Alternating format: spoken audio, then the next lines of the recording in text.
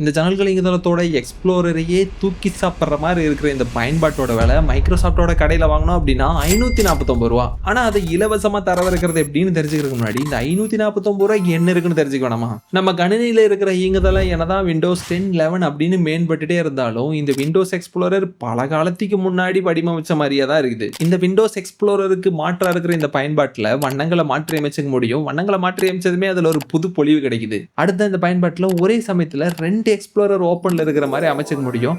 அது நம்ம தேவைக்கு தகுந்த மாதிரி வெர்டிகல் அண்ட் ஹரிசாண்டல் பேனல்ஸா அமைச்சுக்கலாம். கிடைமட்டமா அல்லது செங்குத்தான பலகைகள் இருக்கிறது கோப்புகளை வெட்டி ஒட்டும் பொழுது ரொம்ப பயன்படும்.